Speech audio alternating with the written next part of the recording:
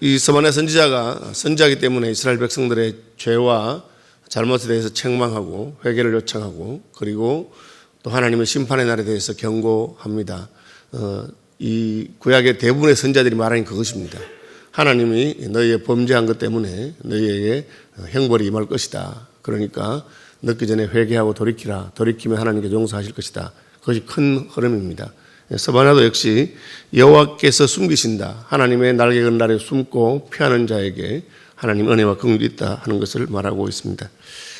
11절에 보시면 그날에 내가 내게 범죄한 모든 행위로 말미암아 모든 죄는 하나님께 대한 것입니다. 하나님께 범죄한 것이죠. 그래서 다윗이 회개할 때에 내가 주께만 범죄했다 그렇게 말하고 있습니다. 그 말은 사람과 사람 사이에 죄가 없다는 뜻이 아닙니다. 사람과 사람 사이의 죄는 그냥 서로 한 만큼 잘못한 만큼 이렇게 책임을 지면 되는 거죠. 한 대 때렸으면 한 대 맞으면 되고요.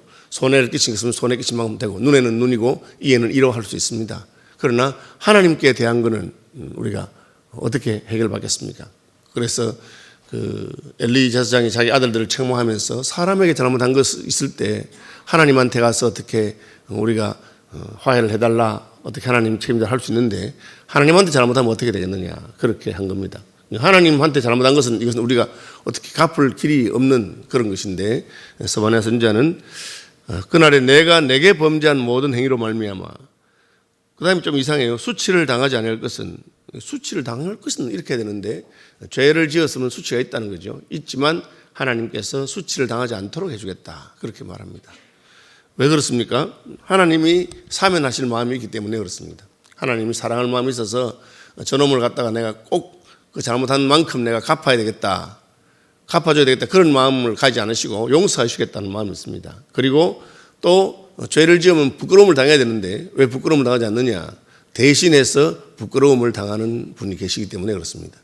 그것이 예수님께서 우리를 위해서 십자가를 지고 벌거벗고 채찍을 맞고 욕을 얻어먹고 고통당하신 것은 죄의 수치, 죄가 주는 부끄러움이 있어요. 아담 하와가 하나님께서 금지한 선악과를 따먹고 나니까 어떻게 돼요? 부끄러운 것을 알게 됐어요. 아, 우리가 벌거벗었구나. 부끄러운 것이 죄가 있으니까. 죄가 있으면 부끄럽습니다. 죄는 반드시 이 수치가 따라옵니다. 그래서 사람들이 왜 죄를 숨기려고 하느냐? 그 죄가 드러나면 부끄럽기 때문에 그렇습니다. 청문회 가서 이제 내가 괜히 장관하려고 청문회 갔다 창피를 당했다.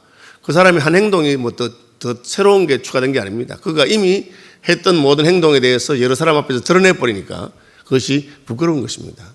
그래서 스바냐는 여호와께서 숨겨주겠다. 그걸 덮어주겠다. 그렇게 말하는 것입니다. 하나님은 우리의 죄를 드러내서 우리에게 창피를 주고자 하는 분이 아니고 우리의 죄가 드러났을 때 우리의 죄를 덮어주기를 원하시는 분입니다. 아담 하와가 범죄하고 부끄러워서 그 무화과나무 잎으로 자기의 몸을 가렸을 때 하나님이 와서 양을 잡아서 그 가죽으로 그들의 수치를 덮어주었습니다. 하나님은 우리의 수치를 덮어주시기를 원하시는 분입니다. 그래서 우리가 이제 잘못 알고 있는데 죄가 있으니까 자꾸 숨어요. 슬슬 숨어서 하나님께 더 가까이 안 나가는데 하나님은 하나님께 나오면 하나님이 그것을 덮어주시는 분입니다. 그러면 우리가 스스로 무화과나무 잎으로 가리고 숨으면 되느냐? 햇볕이 나면 그게 무화과나무 잎이 다 말라버리는 것처럼 우리가 숨길 수가 없어요. 그래서 스바냐 선지자는 하나님의 날에 하나님이 너희가 범죄한 모든 행위로 말미암아 수치를 당하지 않도록 해주겠다. 그 다음 말씀이 또 재밌어요. 그때 내가 내 가운데서 교만하며 자랑하는 자들을 제하여 내가 나의 성산에서 다시는 교만하지 않게 할 것입니다. 이 교만이 뭐냐 하면은 죄를 지어놓고 자기가 죄라고 생각하지 않고 뭐 그게 어때서 내가 뭘 잘못했나 그렇게 하는 것이 교만입니다. 하나님께서는 우리가 범죄한 자의 죄를 용서하시기도 하시고 죄를 덮어주기도 하는데 덮어주지 않는 사람이 있어요. 잘못했다고 생각하지 않는 사람. 내가 잘했다고 생각하는 거예요. 자기가 그렇게 범죄해놓고도 잘했다고 생각하는 자는 하나님 용서할 수가 없어요. 그것을 교만이라고 표현합니다. 하나님의 심판, 하나님의 재판에 대해서 불복하지 않는 시대죠. 오늘날 참 그런 시대가 됐어요. 다른 사람의 판단에 대해서 불복하지 않습니다. 제가 최근에 우리 노예 산하의 교회들 가운데 분쟁이 있는 교회들 때문에 굉장히 머리가 아픈 게 많이 있는데 이 문제가 뭐냐면은 자기가 잘못했다는 생각을 요만큼도 하지 않아요. 다 잘못은 저놈이 상대방이 했다고 생각해요. 그래서 제3자가 노예에서 사람을 파송해서 상황을 조사하면서 양쪽을 만나가지고 이제 화해를 시키려고 하고 하는데 잘못했다는 마음이 없어요. 결국은 재판을 하게 됩니다. 그럼 재판에서 한쪽이 잘못했다고 말하면 그 사람이 승부하지 않아요. 그 다음에 노예 재판국에 올라가고 총회 재판국에 올라가고 그러다 안 되면 나중에는 세상법정에 가서 고소를 해버려요. 그럼 거기 가서 또 안 되면 어떻게 합니까? 또 고등법원에 가고 대법원에 가고 안 되면 헌법재판소까지 가고 그래도 안 되면 법원이 썩었다. 그렇게 말해요. 그러면 그 사람은 용서받지 못한다는 거예요. 용서받지 못합니다. 자기 죄를 인정하고 내가 잘못했다고 생각할 때 하나님은 인정합니다. 그래서 하나님이 내가 범죄한 모든 행위로 말미암아 수치를 당하지 않도록 해주겠다. 조건이 있어요. 조건이 뭡니까? 교만하지 않는 것입니다. 너희가 소경이 되었더라면 다시 볼 수 있을 것인데 너희가 본다고 하니 너희 죄가 거저 있느니라. 그게 예수님이 하신 말씀이에요. 우리는 하나님 앞에서 내가 수치스러운 자인 것을 알아야 됩니다. 내가 참 부끄러운 짓을 했구나. 내가 참 부끄럽다. 나는 진짜 하나님 앞에 고개를 들 수 없는 죄이구나. 그게 세리와 창기가 하나님께 나가서 한 짓이에요. 하나님 우리 부끄럽습니다. 우리가 기도가 응답받기를 기대할 수가 없는 자입니다. 그럼 하나님이 그걸 덮으세요. 덮으시고 수치를 제해 주십니다. 그런데 어떤 사람들은 우리는 소득의 11조를 내고 일주일에 2번 금식하고 어떻게 하고 저떻게 하고 저 세리와 창기와 같지 않습니다 하고 교만하면 하나님께서는 그걸 드러내버려요. 그래. 그렇게 합니다. 그래서 하나님이 우리를 용서하기 위해서 우리에게서 교만을 먼저 제거하시고 공동체를 살리기 위해서 그 공동체에서 교만한 자를 없애십니다. 그 공동체에서 교만한 자가 있는 하나는 하나님의 은혜가 임하지 못합니다. 그걸 말하고 있는 것입니다. 내가 내 가운데서 교만하여 자랑하는 자들을 제하여 나의 성산에서 다시는 교만하지 않게 할 것이라. 하나님 앞에 나가서 사는 성산은 시온산, 성전에 있는 산을 말하죠. 하나님 앞에 나가서도 교만한 거예요. 하나님 앞에 가서도 고개를 들면 안 되죠.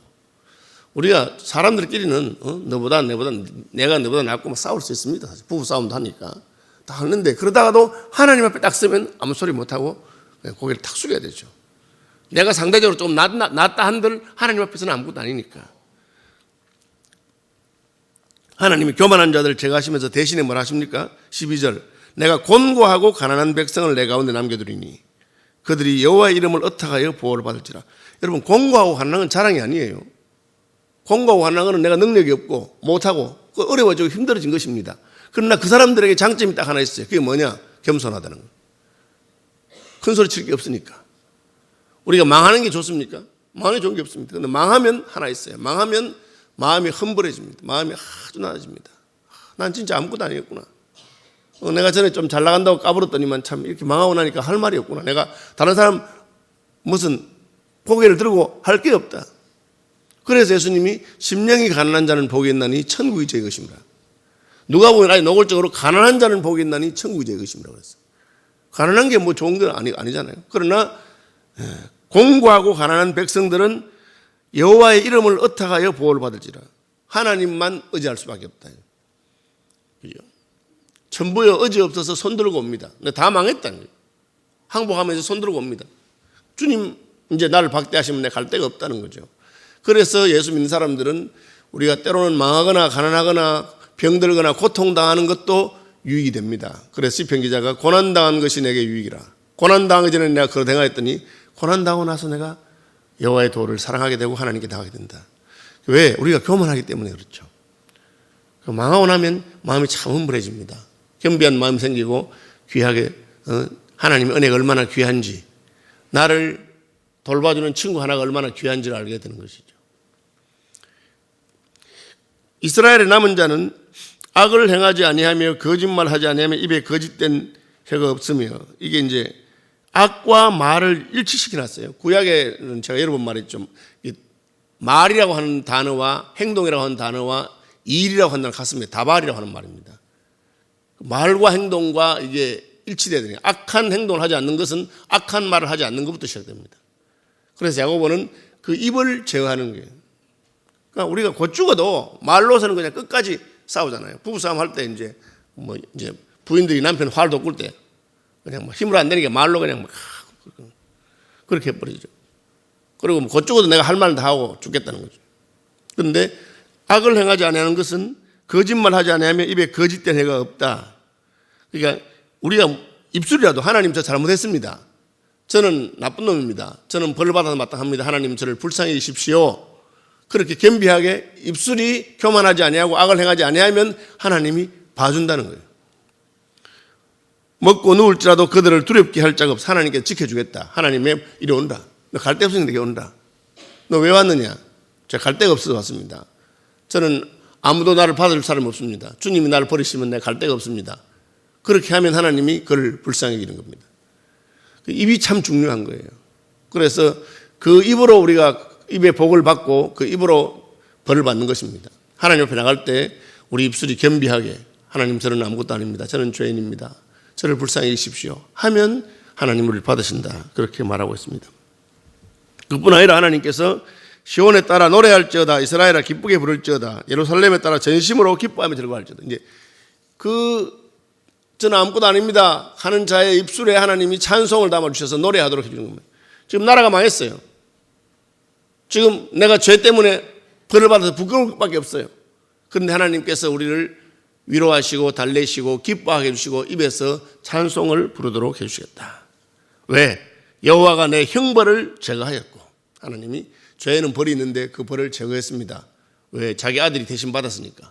하나님께서 내 원수를 쫓아냈으면 이스라엘을 괴롭히는 자가 얼마나 많았습니까? 그런데 이스라엘이 힘이 있고 좀 할 때는 내가 한번 붙어볼까? 내 힘으로 해볼까? 그렇게 생각한 겁니다. 그거 해보니까 안 되는 거죠. 됩니까 여러분? 이스라엘은 조그마한 나라고 아수르와 바벨론은 세계적으로 큰 나라고 애굽도 큰 나라가 안 되는 거예요. 안 됩니다 여러분. 그런데 하나님은 하시는 거죠.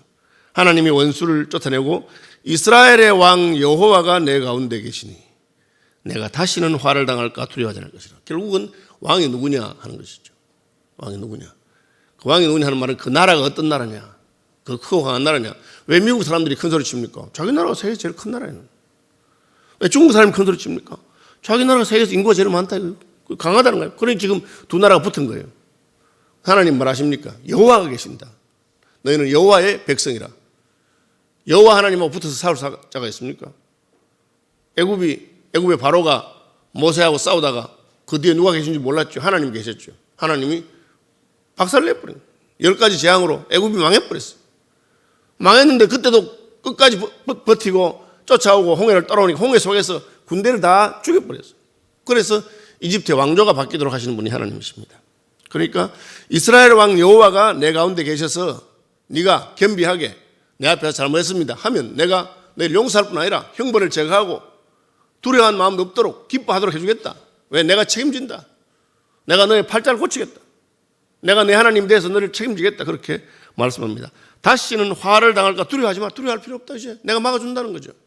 그것이 하나님이십니다. 그날에 사람이 예루살렘에 이르기를 두려워하지 말라. 시온아 내 손을 너르뜨리지 말라. 이 손을 너르뜨렸단 말은 힘이 없어서 어쩔 줄 모른다는 거예요. 딱 손을 쥐고 하는 게 아니고 두렵고 하니까 겁이 나서 어쩔 줄 모르는데 하나님 걱정하지 말아라. 너의 하나님 여호와가 너의 가운데 계시니 그는 구원을 베푸실 전능자시라. 하나님이 너와 함께하지 않느냐. 내가 너와 함께하겠다. 누구와? 겸손한 자에게, 겸비한 자에게, 자기 죄를 인정하고 하나님께 나오는 자에게 내가 함께하겠다. 여러분 아주 간단한 거예요. 우리가 죄를 안 지었다는 말 하는 게 아니에요. 하나님은 죄를 지었다. 죄를 지어서 부끄럽다. 죄를 지어서 형벌이 있다. 죄를 지어서 두렵다. 죄를 지어서 공고하고 근심이 있다. 그렇게 합니다. 그런데 그걸 인정해요. 하나님 앞에 나가서 하나님 저는 죄인입니다. 저는 나쁜 놈입니다. 저를 용서해 주십시오. 하나님 불쌍히 여기십시오 하면 하나님이 사랑하셔서 오셔가지고 용서해 주고 책임져 주시고 형벌도 안 받게 해주고 너희를 공개하는 모든 대적들에게서 막아주겠다. 그런데 그걸 못하는 거예요. 왜 그렇습니까? 그 인생이 죄의 뿌리가 그런 겁니다. 죄의 뿌리가 뭡니까? 내가 높아지겠다. 내가 하고 싶다. 선악과 내가 마음대로 따먹겠다. 내가 무엇이 옳고 그른지 판단하겠다. 오늘날 같이 이것이 노골적인 시대가 없어요. 오늘 어떤 시대입니까? 내가 하는 게 다 옳은 거예요.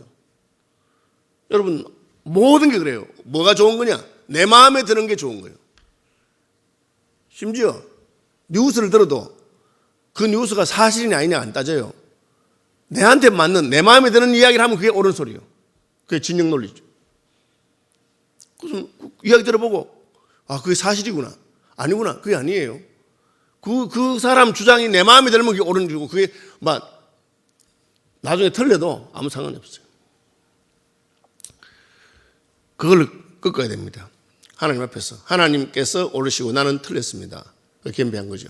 그러면 하나님이 불쌍히 여기시고 예루살렘과 시온을 살리시고 너희 하나님 여호와가 너희 가운데 계신다. 그가 구원을 베푸신다. 그가 전능하신 하나님이시다. 그렇게 말합니다. 그가 너로 인해서 기뻐하신다. 너를 사랑하신다. 그렇게 말하고 있습니다. 하나님께서 우리를 기뻐하시는 것은 딱 한 가지입니다. 우리가 하나님 앞에 나가서 겸비하게 자기의 죄를 인정하고 나는 아무것도 아닙니다. 하나님 이 죄인을 불쌍하게 주옵소서. 그러면 하나님이 그걸 긍휼히 여기십니다. 가늠하다가 현장에 잡힌 여자나 예수님의 발에 눈물로 씻기고 향유를 붓고 한 여인들이 특징이 있는데 말을 못했어요. 예수님 앞에 와서 내가 뭐 잘했다고 그런 말 하지 않습니다. 침묵하고 있습니다. 왜? 할 말이 없기 때문에. 주님 앞에 내가 무슨 할 말이 있습니까? 그러면 하나님 불쌍히 줍니다. 내가 너를 용서하겠다. 너의 형벌이 끝났고 너의 수치가 끝이 났다. 그렇게 말합니다. 18절 내가 절기로 말미암아 근심하는 자들을 모으니 절기는 기쁜 날인데 왜 근심합니까? 절기를 지킬 수가 없으니까. 예루살렘은 정복이 되었고 성전은 회파되고 제사 드릴 만한 양도 없고 아무것도 없어요. 내가 하나님 앞에 예배를 드려야 되는데 예배 드릴 수 있는 헌금도 없고 시간도 없고 내 형편은 그저 그냥 하나님 나갈 수 있는 그런 형편도 안 되고 그러니까 절기만 되면 내 마음이 더 괴로운 거예요. 그렇죠. 그 절기로 말미암아 근심하는 자들을 모아서 괴롭게 하는 자들을 다 벌하고 저는 자를 구원하며 쫓겨난 자를 모으며 온 세상에서 수욕받는 자에게 칭찬과 명성을 얻게 하리라. 자랑할 게 없는데 왜 그러십니까? 하나님께 나온 것으로 말미암아. 여러분 탕자가 잘한 게 뭐 있습니까? 평생 아버지 애 먹이고 재산 받아가서 다 낭비는 딱 하나 아버지께 돌아와서 아버지 하늘과 아버지께 죄를 얻어 싸우니 나는 아버지의 아들이라고 일컬음 받을 수가 없습니다. 딱 하는 순간에 아버지가 무슨 말 하느냐. 그 더러운 몸을 씻기고 옷을 갈아입히고 반지를 끼우는데 이 반지가 그 상속자의 표시입니다. 그러면서 그의 명성을 회복시켜주고 그의 모든 치욕을 벗겨주고 너는 이제 내 아들이다. 아무도 너 보고 말 못하게 하겠다 내가. 누가 너를 보고 말하느냐. 내가 너를 책임진다. 그 말씀하는 것이죠. 저는 자를 구원하며 쫓겨난 자를 모으며 온 세상에서 수욕받는 자에게 칭찬과 명성을 얻게 하리라.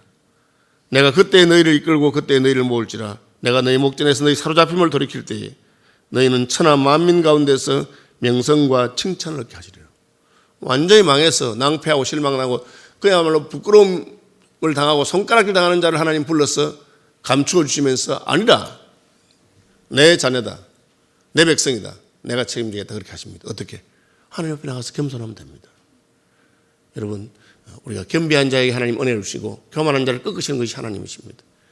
오늘 아침에도 하나님 제게 겸손한 마음을 주셔서 다른 사람을 정죄하고 쟤보다는 내가 낫고 뭐 그렇게 하지 말고 저는 아무것도 아니고 저는 하나님 어떤 벌을 받아도 할 말이 없는 자인데 하나님 나를 사랑해 주셔서 감사하다고 주연을 감사하고 겸비하고 그렇게 한 아침 되기를 축복합니다.